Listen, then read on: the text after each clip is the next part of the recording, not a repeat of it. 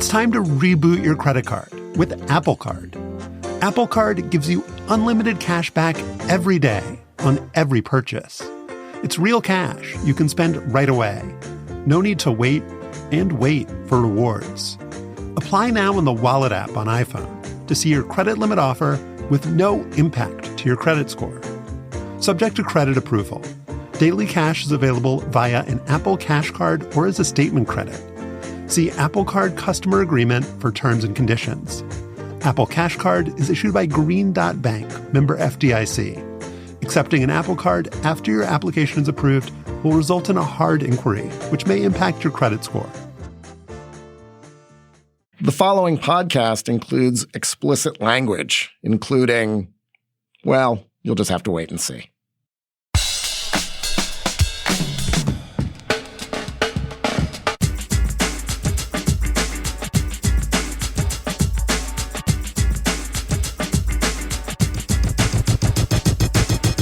Hi, I'm Josh Levin, Slate's national editor, and this is Hang Up and Listen for the week of January 3rd, 2023. On this week's show, we'll talk about Bills safety Damar Hamlin collapsing on the field during Monday Night Football and what happened after. Mathis-Lilley will also be here to discuss the college football playoff, which included thrilling wins for TCU and Georgia and not so thrilling defeats for Michigan and Ohio State. And finally, author Alex Bellos will join for a conversation about the Brazilian soccer legend Pelé, who died last week at age 82.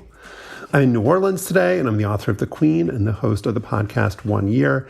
Joining me from Massachusetts is Stefan Fatsis. He's the author of the books Wild and Outside, Word Freak, and A Few Seconds of Panic. Hello, Stefan. Hey, Josh. And with us from the usual place, Joel Anderson, host of Slow Burn Seasons 3 and 6. Hello, Joel. Hey, what's up, Josh?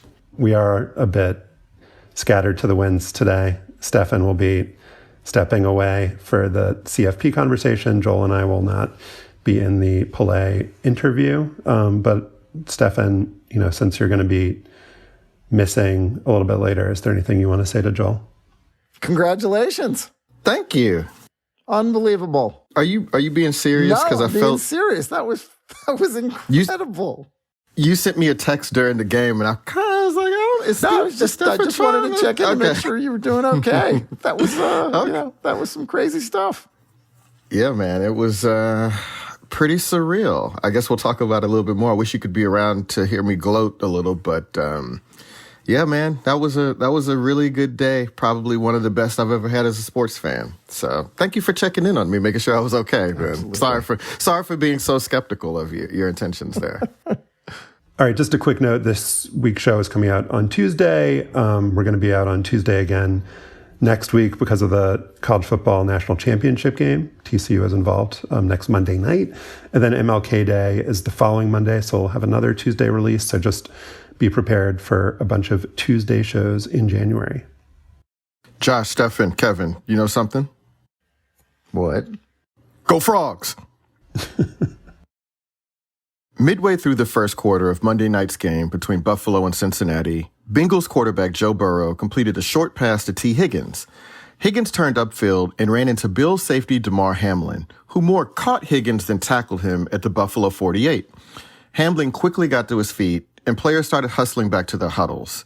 But what seemed an ordinary NFL collision swiftly turned into perhaps one of the scariest moments in league history. Hamlin abruptly collapsed, and within seconds, everyone realized something horrifying had happened. That's not what any of us want to see, and everybody's around him, and just hope that he's going to be okay. So we're recording this segment a little after 10:30 a.m. Eastern Time on Tuesday, and here's what we know right now. CPR was administered to Hamlin right after the play as trainers and clearly shaken players surrounded his motionless body. Hamlin also received oxygen as he was placed in an ambulance and taken off the field about 16 minutes after his collapse. He was transferred to a nearby hospital, and the NFL later said Hamlin had suffered cardiac arrest and was in critical condition. That's the latest information we have as we record this, but there will likely be further updates by the time our show publishes on Tuesday night. Stefan, we're all huge football fans here who have watched the game all of our lives, and I don't think any of us have ever seen anything like this before. What did you think is that terrifying scene unfolded Monday night? When I first saw the replay, my initial reaction, and I'm sure others had the same one, was that Hamlin had suffered a brain injury because it looked like his arms shot up in the air in the typical fencing response when he hit the ground, which shows you how inured we are to that particular horrific injury in football. For me, the second watching was when you realized that this was much worse, that it was a sudden collapse. And I thought of Christian Eriksen of Denmark suffering cardiac arrest and collapsing on the field during a European Soccer Championship game in 2021. And then, to be honest, I thought the worst, that this might be the inevitable moment when an NFL player dies on the field as a result of one of the dozens of cartoonishly violent collisions that occur during every single NFL game. And that's what exactly every player on the field subconsciously was fearing. As we've discussed many times, NFL players are conditioned to sublimate the horrifying reality of the game that they play. But in moments like what we witnessed on Monday night, with players in shock and some crying on the field, their shock is no different than that of any other rational and objective viewer, I think. Josh, I thought the ESPN crew broadcasting the game did a good job of handling this in real time. I might not have cut to so many commercials. The NFL's rapid response, on the other hand, was abysmal. Damar Hamlin collapsed at 8:55 p.m. Eastern. The league didn't officially cancel the game or, in fact, say anything at all about what it was doing until after 10 o'clock, allowing the question, among others, of whether the game would resume to linger and detract, in fact, from Hamlin's condition and the devastated reactions of the other players. For an $18 billion business, to me, that hour was an abject failure in crisis management. So the NFL is trying to do, I don't know what you would call it. I guess it's like post facto crisis management. They did a press call after midnight, late Monday night, early Tuesday morning, where they claimed that what ESPN had said on the air, that the players were given 5 minutes to warm up and get ready to go back on, that they had no idea where that had possibly come from, where anyone had gotten the idea, that there was never any consideration to come back and play again. I think it was said repeatedly on ESPN, right? We have a clip. You want to play the Joe Buck clip? Coach, the two head coaches you can see got together, and they'll have 5 minutes to warm up. And Troy, I mean, you played this game for the majority of your life, and then after that, you've been calling these games. First of all, I've never seen anything like this. And then, Lisa, as we said, they've been given 5 minutes to quote-unquote get ready to go back to playing. That's the word we get from the league and the word we get from down on the field, but nobody's moving. Then when we got the update that within 5 minutes these players were going to start playing football again, we saw Zach Taylor live walk across the field to Sean McDermott. The players were being told that they would have 5 minutes to get back ready for play, and the players were standing around. We saw Zach Taylor walk across the field and talk to Sean McDermott. That compilation was put together by Tim Burke, and that's how we were all processing this as television viewers. And it seemed like, Joel, that's how the players on the field were processing it as well. The thing that's indelible is not just the image of Damar Hamlin collapsing onto the turf, but of his fellow players, guys like Stefan Diggs, Josh Allen, and everyone else openly weeping on the fields, and just kind of waiting around to see what was going to happen to their teammate, but also if they were going to be called on to continue to play this game. And for an hour, they were kind of, it looked like, and it seemed like, just being asked to kind of sit tight. Yeah, and, I'm not one to carry the NFL's water, but this was an unprecedented situation, right? And I wonder if that rule about the 5 minutes is like sort of standard operating procedure. They say, normally when something catastrophic happens on the field, you give a few minutes and you get back to it. I mean, we said we've never seen anything like this before in the NFL, but we've actually seen things that are sort of similar. I remember watching Mike Utley get hurt on Thanksgiving Day. I remember Kevin Everett getting hurt in the game, never playing again. Of the Bills. Yeah, of the Bills. Ryan Shazier. The NFL played a game 10 years ago after a Kansas City Chiefs linebacker, Javon Belcher, killed himself in the parking lot of their training facility, and they kept that game. So I think that the understanding among players your entire life is that the game must go on. And slowly but surely, everybody understood that, oh, wait a minute, this is different.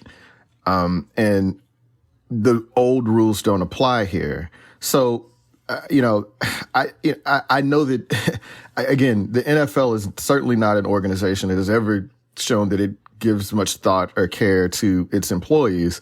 And we've covered the NFL's battles with the players for benefits and over,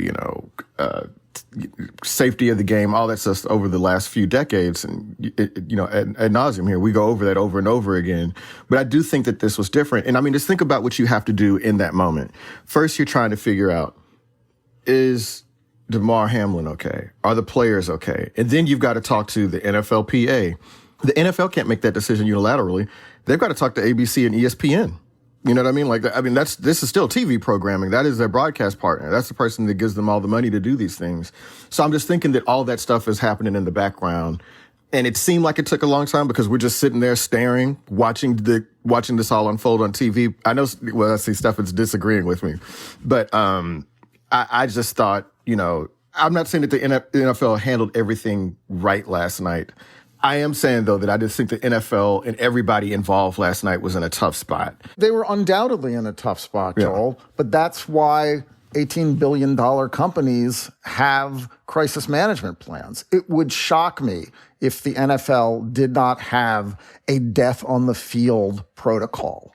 It would shock me if the NFL didn't have a minute-by-minute operating manual for what to do if a player is injured beyond the routine kinds of injuries, that require the golf cart to come out during games. This is a sophisticated business. They need to be prepared for every contingency. And they weren't. I mean, there are two things that they did. They allowed the 5 minutes to resume play to linger and to go later and throw Joe Buck under the bus and the ESPN reporting team under the bus when the NFL allowed that to be out there publicly for an hour is just, it's malpractice as a corporate response. And it just feels like bullshit to me. 3 hours later to throw Joe Buck under the bus publicly for reporting what he had clearly been told from his producers or the on-field reporter Lisa Salters just doesn't seem plausible. I guess my thing is there a real substantive difference between making the decision 34 minutes later and an hour and 6 minutes later? And I do. I think there is. That matters to us as viewers because we're sitting there watching it intently for information. But I just, I think the important thing is that they didn't play. Right. But maybe I'm wrong about that. And I know that I'm probably in the minority, but, and again, not trying to carry the NFL's water, but I just feel like there are a lot of moving parts there and a lot of information. We don't know where Joe Buck got that information from. We suspect that it came from the NFL, but it could be that's old information that he's passing along. That's part of that manual that you're talking about, Stefan. And then the NFL, they don't, in that moment, they're busy trying to figure out, hey, what the hell are we going to be doing right here? Or if we're going to cancel this game, how quickly can we do it and how do we go through those channels? Well, the thing that's notable to me is how routinized kind of all of this has become. I was watching the LSU Purdue game earlier in the day, just a few hours earlier. And in the fourth quarter, when the game had long since been decided, a player named Deion Burks slammed his head into the turf. And there was the ritual of the neck brace, the backboard, the cart, the players praying, the players all surrounding him. And then there was the routine of, oh, good news. He's got feeling in all of his extremities. He's going to a local hospital. He was later discharged. And the game went on without any kind of second thought. And this was, I think it was probably 56-7 at that point. And there was no question that they were going to finish the game. It's like treated as if it's normal. I mean, I remember just off the top of my head, other times during LSU games this year when the exact same thing has happened, like on an opening kickoff against Auburn, et cetera, et cetera. Like, so there's a way in which you were exactly right in your intro, Joel, that we've never seen this before. And there's another way in which we've seen this so many times that we were kind of all in the same kind of mental pathway. The difference was that, like the Christian Eriksen thing in the Euros where he just collapsed on the floor, it just calls to mind Hank Gathers and other athletes who've died. In the NFL, Chuck Hughes in 1971 and the Detroit Lions died on the field. It was a combination of things that we have seen before, but in, I guess, an unfamiliar combination. It was football player down in a kind of devastating way after a hit, plus like guy collapsing like an Eriksen or a Gathers because of, a cardiac arrest. Like that isn't something that we were expecting to see on Monday Night Football. Have you all ever seen players so openly emotional in that moment before, though? Because I was watching the game with my wife, and she was really moved by that. She said, does this normally happen? Have you ever seen this before? And I was struggling to remember if I'd ever seen, like Stefan Diggs tearing up. Josh Allen looked shook, like he looked morose, which made me fear that, that Damar had died right there. Well, that's why I think this question about protocols, and you're right, Stefan, I'm sure that all of that stuff exists, but I mean, it's the same thing in kind of any realm of human experience. At a certain point, you have to look past what the rules and the procedures say and just look at those people's faces and just know that as a human being, like you can't ask them to play after that. Right. But they do it all the time, though. Like you said, I mean, guys get paralyzed. Well, maybe this will change that. I don't think it will, but maybe this will shake us out of that. Well, I think what you're saying, Josh, is that the initial response was the one that we're used to. It's the next man up. Let's get back to the game. Let's applaud when the injured player is taken off the field. But the moment that it was clear, and it didn't take very long, the moment it was clear that this was different, it should have been a no-brainer response.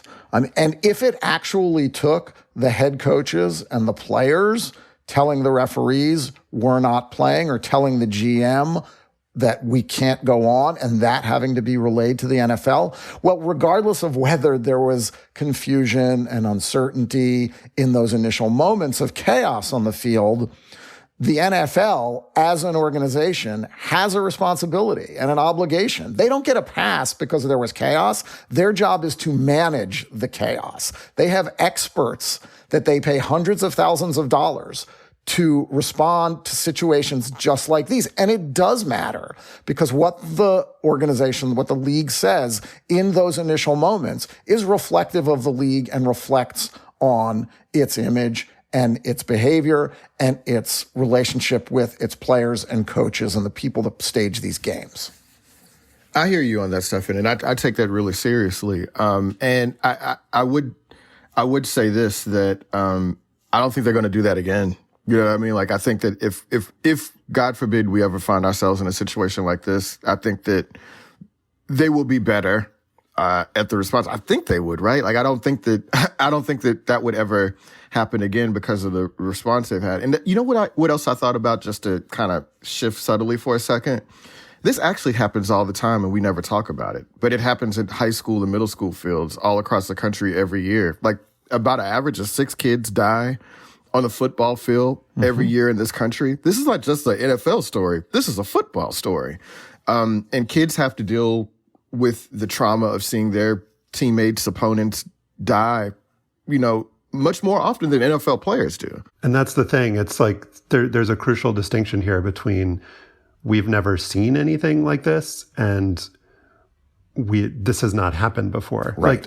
Like the difference here was that this happened on the biggest stage. And Joel, like, there was a lot of hype going into this game. Like, ESPN and ABC wanted everybody to be tuning in. This was a huge AFC matchup for the top seed. First of all, I forgot that game was on. I was shocked that a game of this magnitude was on Monday night, because that's not really been that window anymore. And yeah, the NFL, it couldn't have gone any worse for them in this way, that in addition to their response being criticized, this happens on their most visible piece of property, right? Like, this is, the Monday Night Football is itself damn near $1 billion property.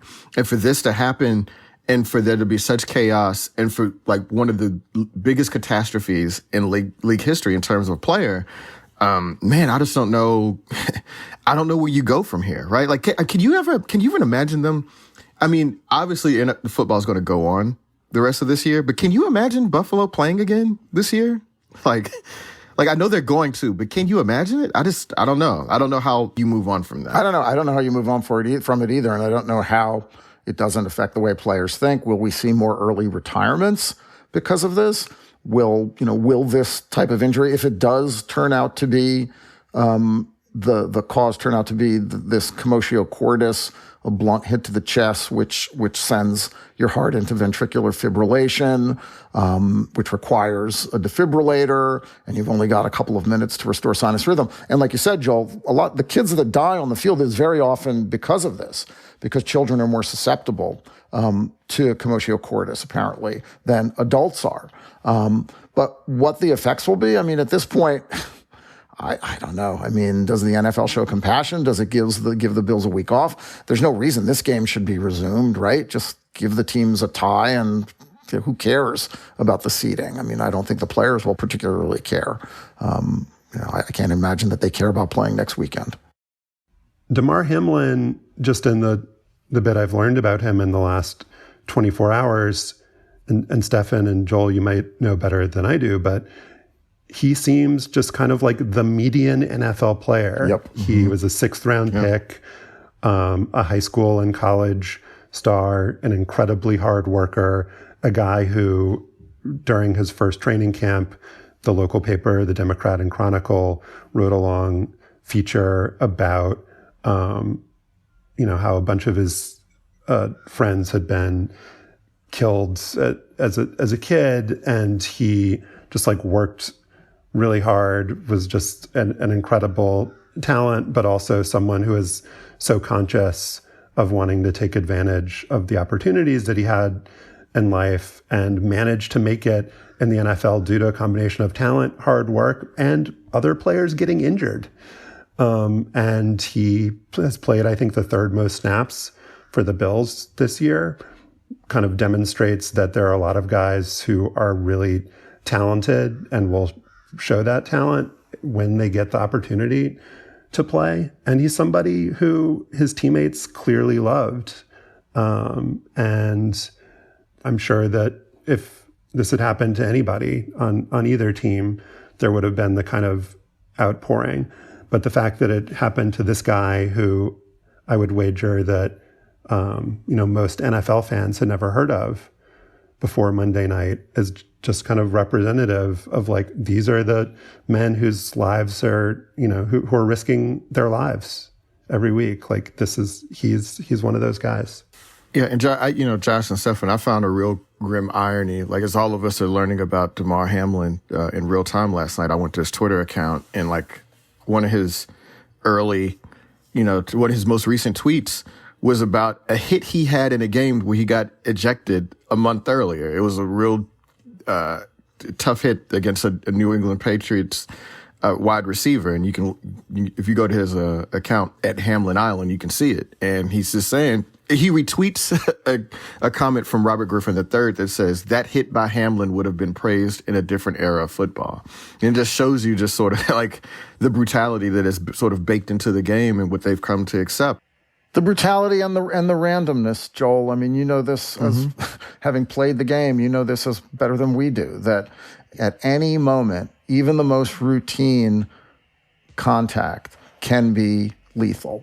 And that, more than anything, is what we should never forget when we're watching the NFL.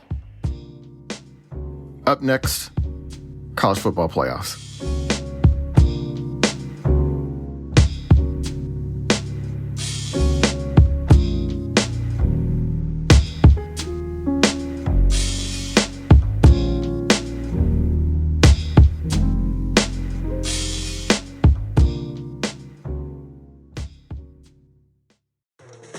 It's time to reboot your credit card with Apple Card. Apple Card gives you unlimited cash back every day on every purchase. It's real cash you can spend right away. No need to wait and wait for rewards. Apply now in the Wallet app on iPhone. to see your credit limit offer with no impact to your credit score. Subject to credit approval. Daily cash is available via an Apple Cash Card or as a statement credit. See Apple Card Customer Agreement for terms and conditions. Apple Cash Card is issued by Green Dot Bank, member FDIC. Accepting an Apple Card after your application is approved will result in a hard inquiry, which may impact your credit score. Fantasy football leagues are won on the waiver wire, and with trades, and with savvy starter sit decisions. The Fantasy Football Today podcast will help you along the way with the best advice on how to manage your team and dominate your league. With 8 episodes per week, Fantasy Football Today is the only resource you'll need. Start sit, grade the trade, fantasy cops to settle your league disputes, and so much more. Check out Fantasy Football Today anywhere podcasts are found.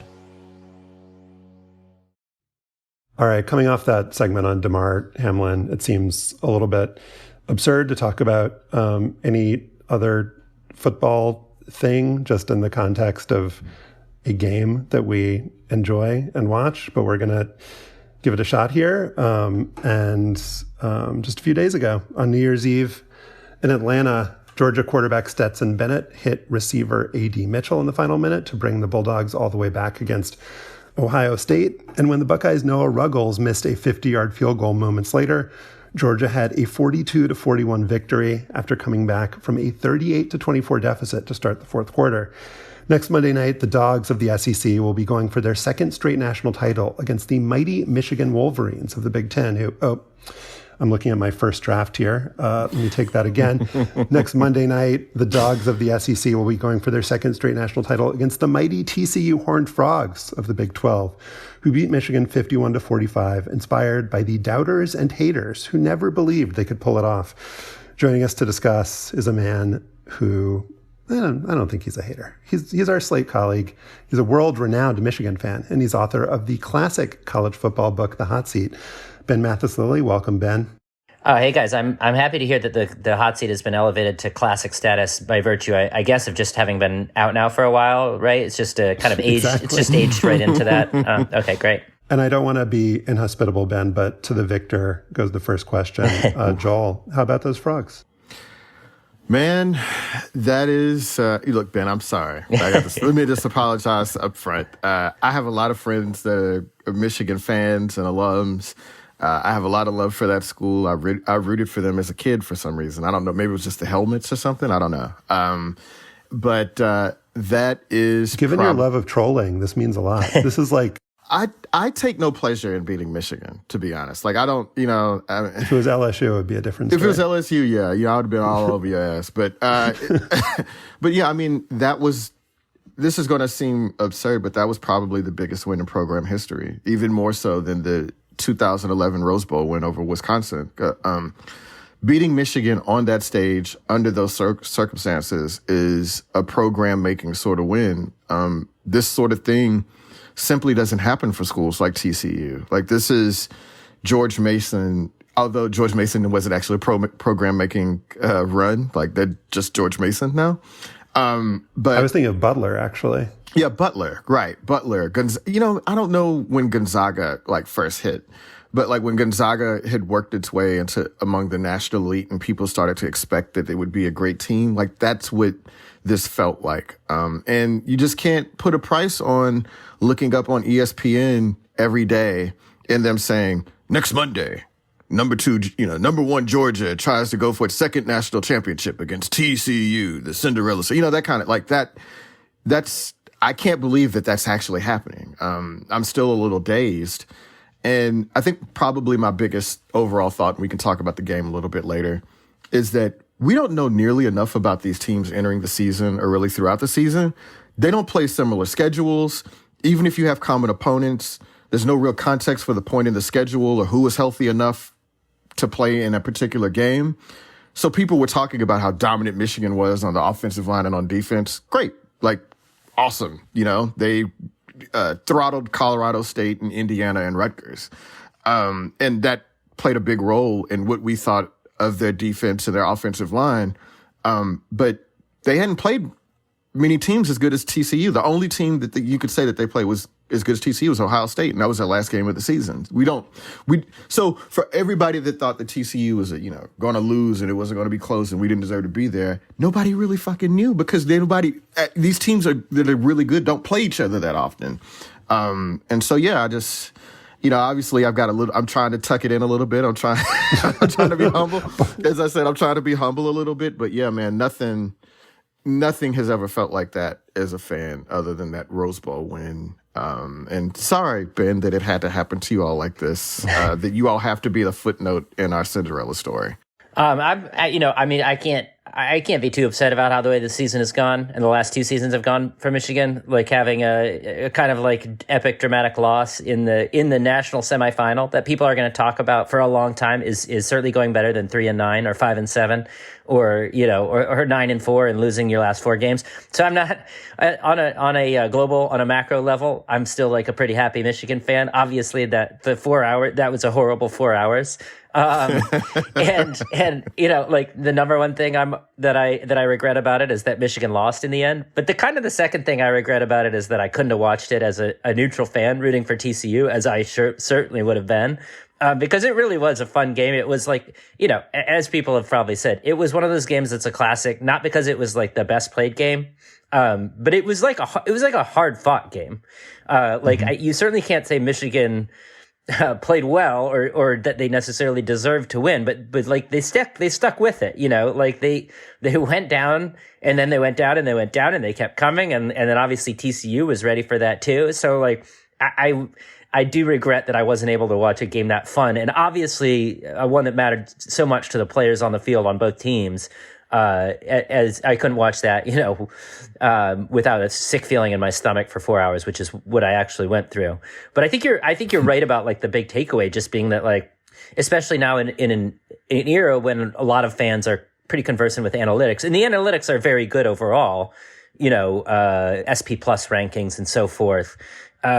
It can give you a false sense of your own, a false sense of certainty about what's going to happen in a game. And I think that's exactly what you're talking about. Like there were some fluky things that happened in that game, like, fumbles and interceptions, but it isn't as if TCU won in a fluky way, right? Like as you're alluding to, like their lines were fine. Like they didn't get run over. They did better than Michigan in a lot of ways. So it wasn't, what anyone expected going in that it was like, it just actually kind of seemed like a pretty evenly matched game between evenly matched teams, and not one where one team had this massive dominance in talent as you might have expected. And then kind of Georgia and Ohio State weirdly went to prove the same thing, which is that Ohio State looked so bad in their last game against Michigan, and Georgia has looked great pretty much all year. And then that game was another wild one. So I think you're right, and that's probably good for the sport, right? Like that we're being reminded that we don't. It's not always going to be a blowout, like one way or the other going in. Yeah, I mean, there's a lot of conversation about the college football playoff semifinals historically being just atrocious games, atrocious television, non-entertaining, non-competitive, and there's something to the fact that. And we're going to see this with 12 teams, that there's just a big divide between the top one or two teams and the rest of the field. But I think probably the more fundamental truth is that, like this, we're all around the same age. Like the Super Bowl, when we were kids, was never a competitive game. The Super Bowl was just always bad. And I think if you now look at the kind of longer sweep of Super Bowl history, that was just an aberration. Like there's no particular reason why the college football playoff semifinals always have to be bad. And I think this demonstrated it. But Ben, I kind of need you to be a little bit more upset. Okay, sure. To make this interesting for our listeners. I mean, the first play of the game on offense for Michigan, you have Donovan Edwards breaking a long run. You have, Michigan is clearly going to just dominate and destroy. There's no question about it. But then, they go for it. That's a smart play. They don't, convert. They run this kind of Philly special type play and get stopped. Then there's the long pass that the officials inexplicably overturn the call and rule he's down at the 1 foot line. Then Michigan fumbles. You got 2 pick sixes. you have to be just like breaking things. Like what I'm looking behind you and there are like beautifully framed photographs. Like why is there not shattered glass all around you? This is a different room than the one I watched the game in. It's actually a different state. We were in Florida, and I did punch my in-laws' armchair at one point and make a way louder noise than I expected, and kind of like do the thing where everyone in the room kind of stops and looks at you, because obviously, you made things awkward. Yeah, I certainly did, and I was screaming at different points, upset, needless to say, about that overturned call. It was just exhausting, actually. I mean, the sensation I had in the end of the fourth quarter was just like I was emotionally and physically taxed, and like I was still reacting to everything that was going on, but like it was just too much. It was just too much as a human, and I've had 2 days. A lot happened in that game. Yeah, I was just looking back at the highlights, and maybe this has been in a story, and I just didn't see it. This was just kind of my counting. There were like 56 points in an 8.5 minute span, covering the like end of the third quarter and beginning of the fourth quarter. Just like, how could you even keep track?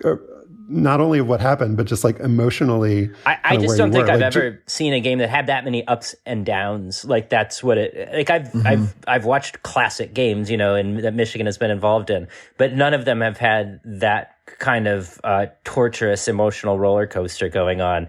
And so yes, I was certainly appropriately devastated after the game, but we had this like kind of 48-hour like buffer to calm down a little bit here. Although as our listeners may not know, we talked about recording it like in the middle of the night the day after the game.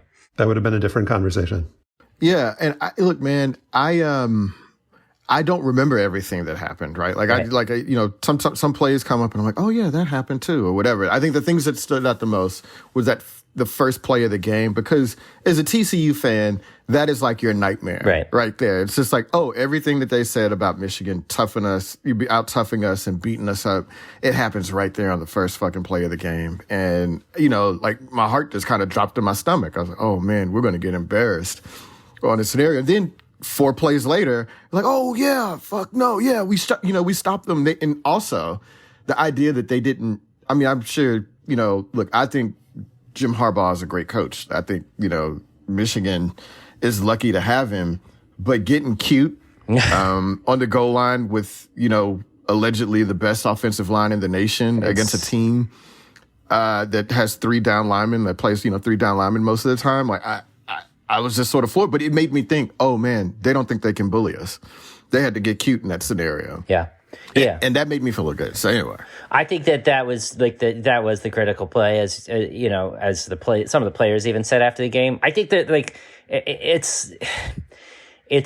that was like one of those things as a fan where you something happens on the field that speaks to like the frustrations that have been building up for like 7 years with Harbaugh. And it's the specific thing in this instance is that he does not like to run the quarterback in the first half. And everyone knows that. I know that. Like the TCU coaches know that. And like that was the spot where you want to get off to a good start, and you have a running quarterback who just like scored a few running touchdowns in like some of the most like important games of the season. And instead you call this like, right, you call a pass for a freshman tight end. And that's kind of the frustrating thing about getting to know someone as well as you get to know a coach or a program in college football, is that like, that's never going to change. They could come back next year and it's not going to change. It's going to be the same problem forever with him. But do you think, and certainly TCU fans, we went into this, already very highly defensive. Yeah. Do you think that there's any chance whatsoever that Michigan came into the game overconfident? Or like, I'm just curious to know what like Michigan fans were saying leading into the game that, oh yeah, we'll be in a championship game.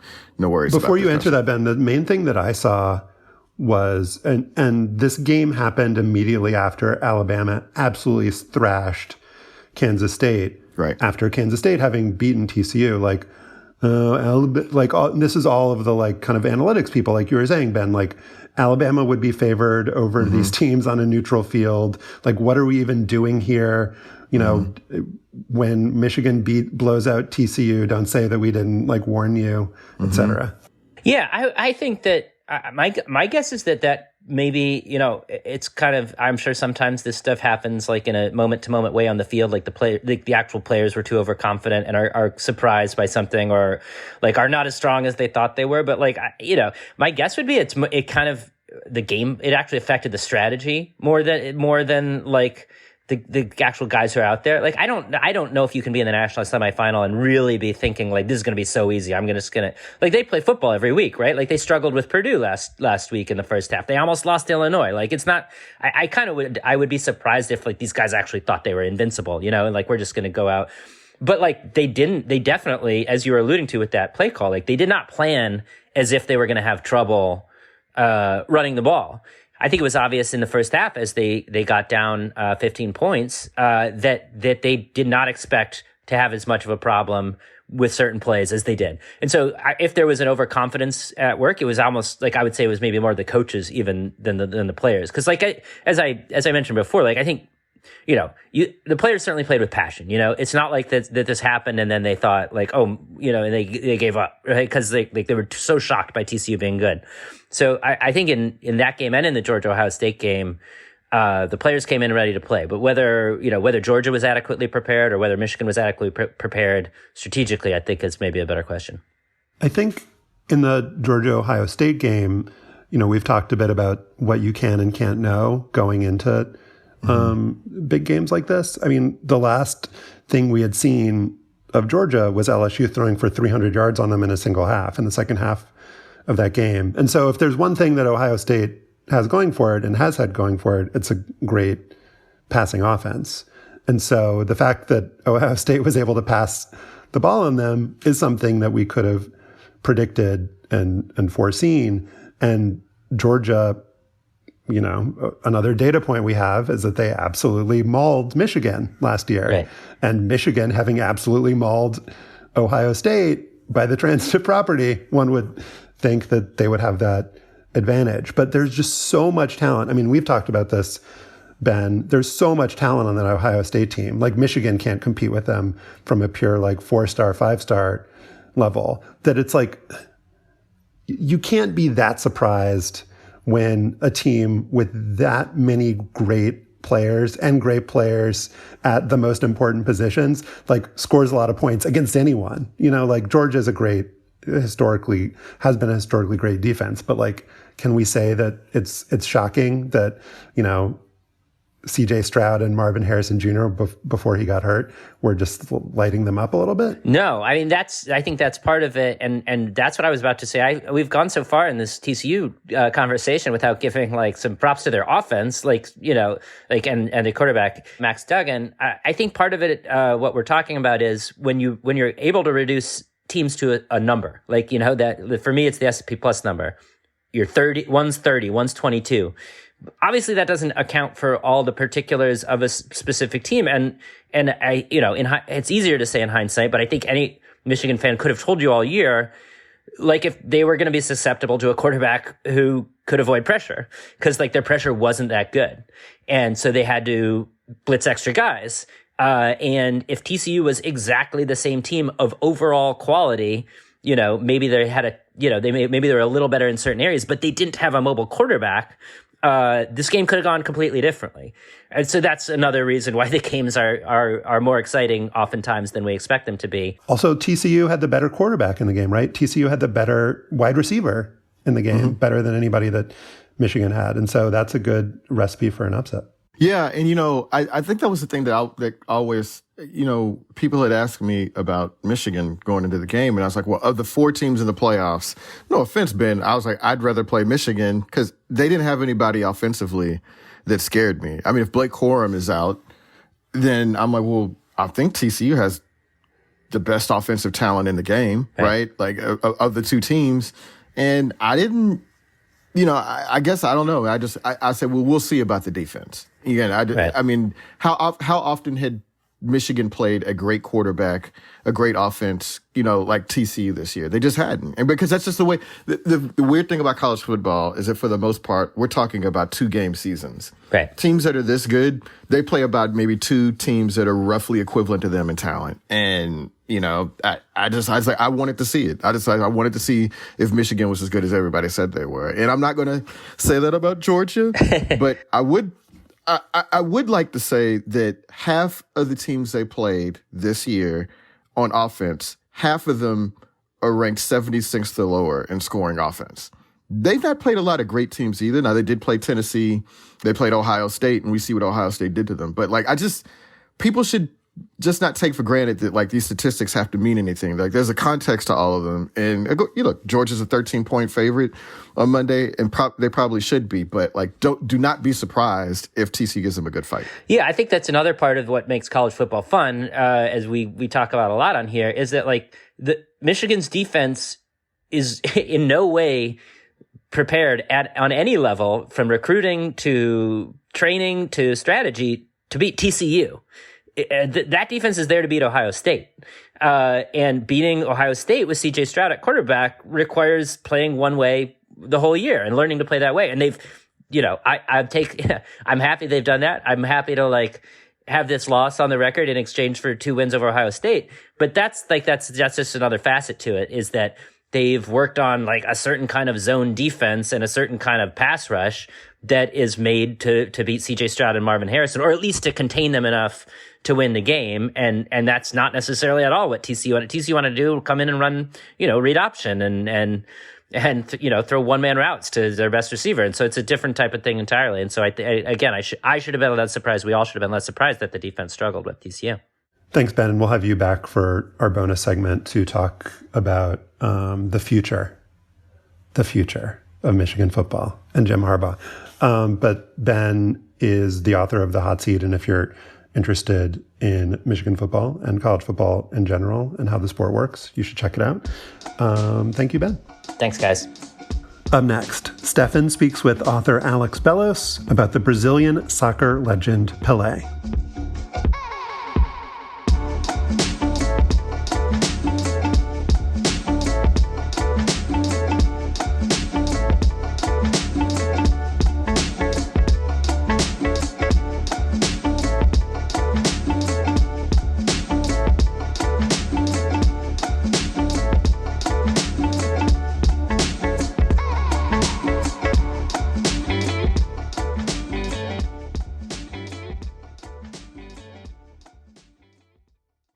There were many Pelés, the incomparable footballer, the global icon, the American colonizer, the nonstop pitchman, the international ambassador, the government official, the simple man from a rural Brazilian town who grew up playing barefoot, turned pro at 15, debuted for the national team at 16, and won a World Cup at 17 in 1958, the first of 3.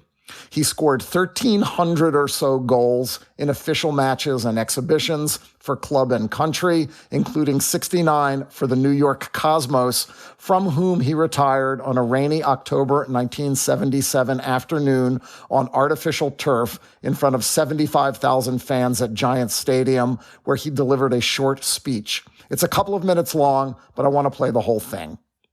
Ladies and gentlemen, I am very happy to be here with you in this great moment of my life. I want to thank you all, everything what you offered to me. And I want to take this opportunity to ask you, in this moment when the world look to me, to take more attention to the young, the kids all over the world.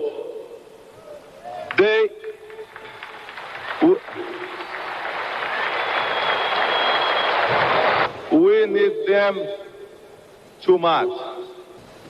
And I want to ask you, because I believe love is the the more important and what we can take in life. Everything pass. Please say to me, say with me 3 times. Love. Love. And love. Thank you very much. Muito obrigado. Pelé died last week in Brazil from complications of colon cancer at age 82 and was buried in Santos on Tuesday, a day after fans passed by his open casket at midfield of the stadium where the legend was born. Joining us now from London is journalist Alex Bellos. He ghostwrote Pelé's autobiography in the early 2000s and is also the author of Futebol, The Brazilian Way of Life, a cultural exploration of the sport and the country, which I've read and recommend highly. Alex, welcome to the show. It's great to be here. Hi. From London, not Brazil, sadly. Pelé was unquestionably one of the most famous, popular, and influential human beings of the 20th century. I was a teenager and watched that speech from Giant Stadium live, that last game where he played half for Santos and half for Cosmos. Of all the Pelés that I described and we know of, Alex, which did you first think of after learning of his death? So Pelé was Pelé, but Pelé was also a man, Edson Arantes de Nascimento. And I thought of the man, Edson Arantes de Nascimento, because when I was with him, I spent, when you ghostwrite these autobiographies, you don't spend that much time. It was a few days in Sao Paulo, and I was really trying to understand who is this guy? Who is the guy behind Pelé? Because he really likes to be Pelé and say, well, Pelé's my is one thing, but there's Edson, and he doesn't like people to know Edson. But if you think about it, probably no human being in the entirety of civilization has gone from such obscurity to such fame in such a short amount of time. And how does that emotionally affect you? Like, how can you handle that? The reason why he's called Edson is he's named after Thomas Edison, because in 1940, the year he was born, that was the year that electricity got to the town that he was living in. So, I mean, it's something that was from kind of pre-Victorian or Victorian times.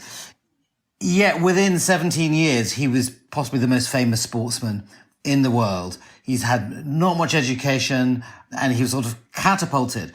And I was just sensing, who is this little boy who's kind of been crushed by Pelé, and how has he managed to be with him? And so when I was chatting to him, I was trying to uncover these things, and I was saying things like, the journalists asked that maybe slightly too forward. I was like, so Pelé, have you ever done therapy? No. This is in Portuguese. No, I've never needed it. I'm so lucky that I've never needed it. I was like, okay, we're not going to go there. And then he just revealed to me, he said that actually what he does when he goes into hotels, and he was staying, this is in 2006 when I wrote it. More than half the year he was staying in different hotel rooms somewhere around the world, meeting presidents and kings.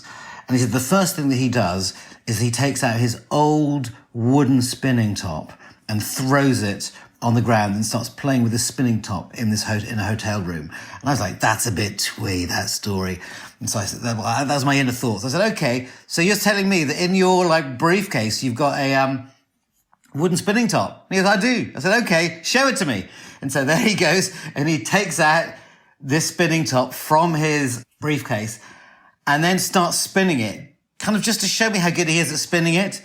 And it's just in that moment, I saw the whole different person. It's like I saw the boy that was kind of stunted, age 13 or wherever it was when he went down to Santos, and saw that pleasure and just the idea of there's something so kind of pure and innocent and playful and timeless about a young boy playing with the spinning top. So that was, in a sense, the first thing that I thought of when it was pretty clear that he didn't have much time left. And wasn't that really the dichotomy in Pelé's life, Alex? That on the one hand, you saw this, this guy who sponsored anything, was involved in government, traveled the world as a humanitarian ambassador. And at the same time, you listened to him speak and you watched him sort of interact in public, and you thought, this is someone that's pretty simple. He seems like a not very complicated man. I mean, I met him once for an interview. He was sponsoring Visa before the 98 World Cup, and I got to do an interview with him. And it wasn't much of an interview. It wasn't super, it wasn't terribly deep. He had to do a job and say things about the company.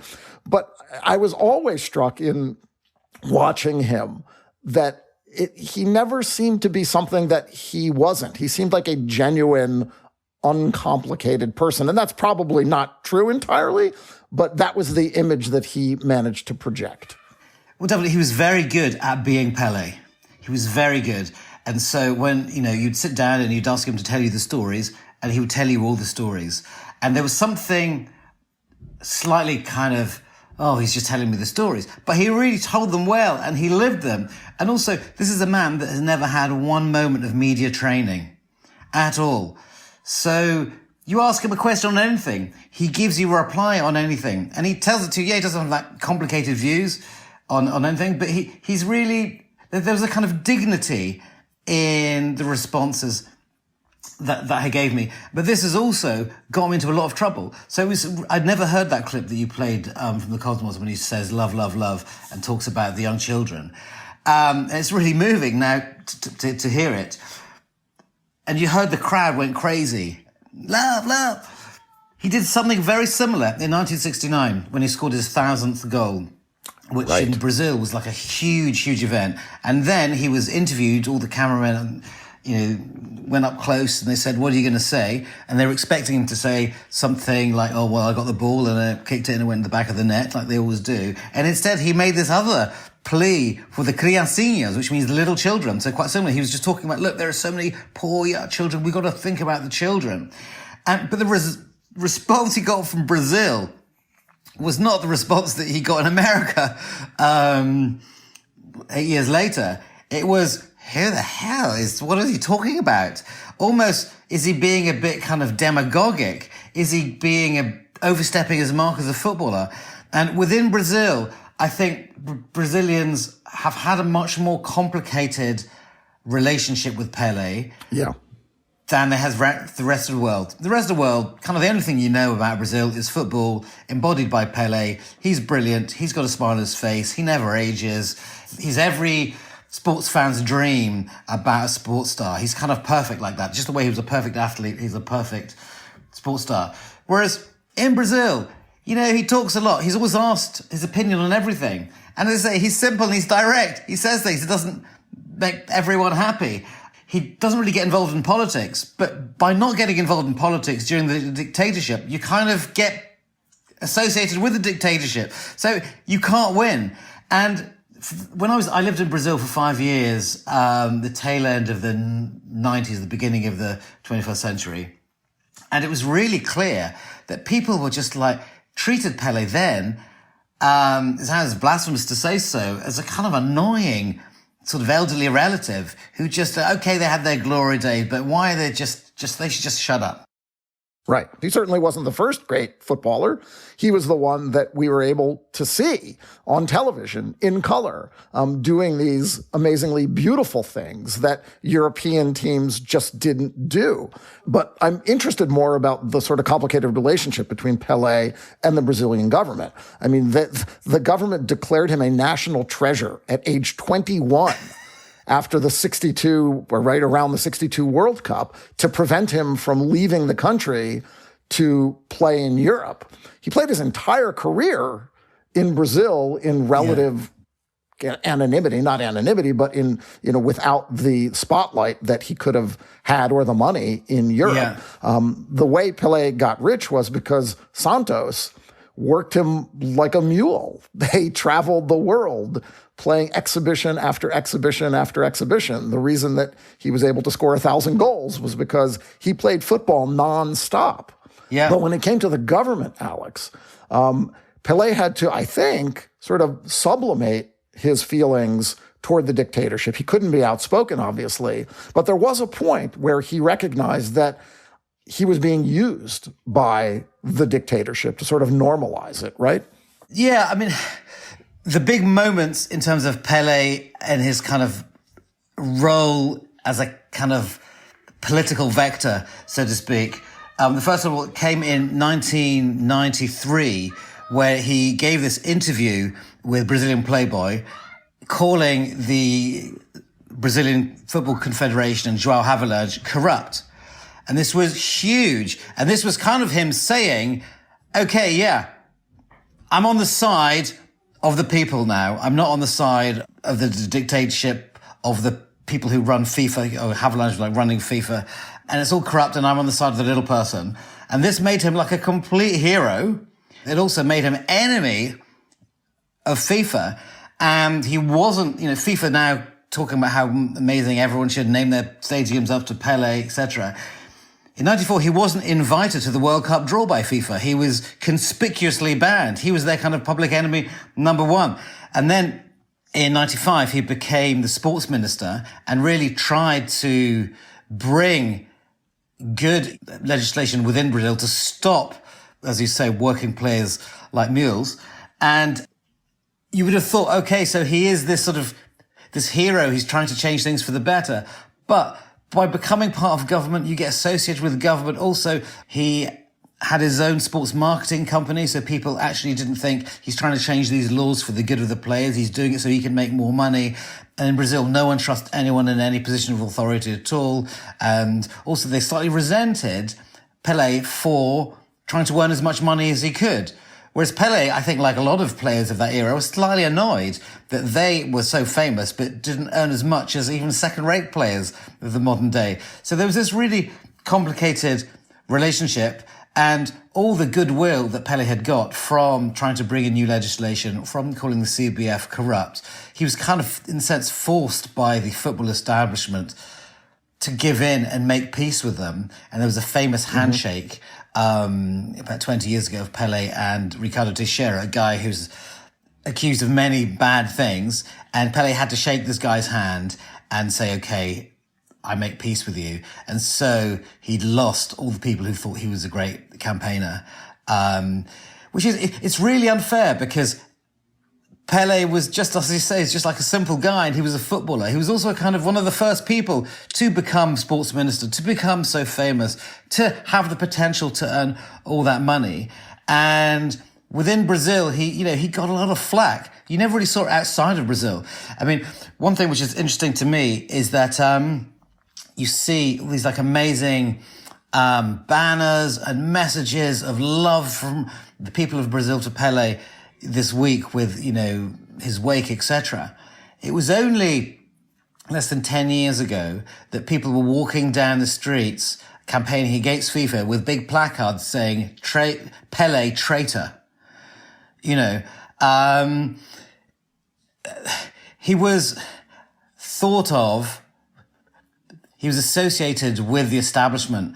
And I think the last 10 years, there's been a lot of change in how Brazilians have really kind of like risen up, all this kind of political dysfunction in Brazil, and Pelé has kind of suffered because of that. Was it a question, Alex, of Brazilian people sort of forgetting what Pelé did for the country, basically redefining Brazilian culture for the world, whether it was football or music or this spirit of joy, jogo bonito? No, I think it was tedium. I think he retired from Santos in 74, then from Cosmos in 77. There's been a lot of time. There's been 40 odd years of him just being in the newspapers almost every day. Whenever there's a new World Cup or whenever there's a new player who's going to be the new Pelé, and this happens like every week in Brazil, he's got asked to give a comment. And when Pelé says, I was in Brazil in 98 and Michael Owen was the great British hope. He was like, the best player in the world is Michael Owen. He's going to be the new Pelé. For years, when Michael Owen didn't become the new Pelé, he was saying, oh, he's so stupid, Pelé. He knows nothing. I mean, what could he do? He just answered an off-the-cuff remark. So I think that there was just too much comments by him. People listened to him too much. And after a while, it just becomes a bit boring. Yeah. No, I think globally, Pelé's legacy, I think, will be untarnished by all this, right? He will remain. Absolutely. I mean, especially now, these silly GOAT conversations, they're sort of pointless. I mean, Maradona lacked the class of Pelé as a human being. Maradona used to piss on Pelé and say that he was a fraud and a corporate lackey. And yet we look at Pelé, I think, in death, and I don't think there's a way that you can deny that he is one of the most defining legendary figures, whether it's his name or his accomplishments or his abilities of the 20th century. Yeah. It's interesting you compare with Maradona, because the thing about Maradona, obviously very, very skillful, but something incredibly human, and there were kind of human faults with him. You could see the devil and the angel at the same time. Whereas Pelé didn't have any of those demons, or if he did, he managed to keep them. Yeah. And I think what that meant is that you could sort of you revered Pelé, but you sort of loved Maradona. And Garrincha, who is the kind of the accomplice to Pelé, when they were both in the team together, Brazil never lost a match. So Pelé lost a match for Brazil, Garrincha lost a match for Brazil. When they were together, they never did. And Garrincha was a bit like Maradona, struggled with lots of different issues and ended up dying of alcoholism about 30 years ago now. And in Brazil, people have this emotional response to Garrincha because, they feel guilty. He made you laugh. There's something human, the sort of frailty of him. Whereas Pelé was perfect. He was absolutely perfect. He became a successful businessman. He was successful on the pitch. Brazil is a country where people, I guess, find it hard to identify with people who, nothing goes wrong in their lives. Whereas the kind of tragedy, the human tragedy of Garrincha was much more, I guess people could identify with that more. Whereas now it's coming in sort of once Pelé is no longer there, I think people can begin to feel emotional about him, can begin to see him, what he stood for. And also, he was always there. It's kind of annoying that he was always there, but he was always there. And just by being there, that was something. And not being there anymore, it's kind of hard. Like, what are we as Brazilians when the guy who was the mirror that we looked at is no longer there? Alex Bellos is the author of Pelé, the autobiography, and Football, the Brazilian Way of Life. He also writes about games and other things, too. Alex, thank you so much for coming on the show. Thank you. It's been great.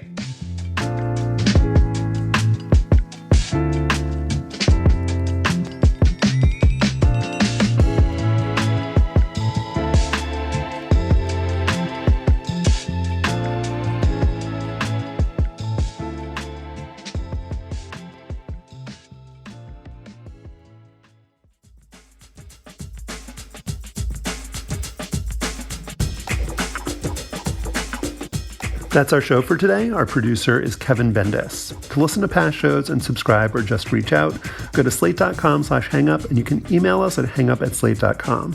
And don't forget to subscribe to the show and rate and review us on Apple Podcasts. For Joel Anderson and Stefan Fatsis, I'm Josh Levin. Remember Zelmo Beatty, and thanks for listening.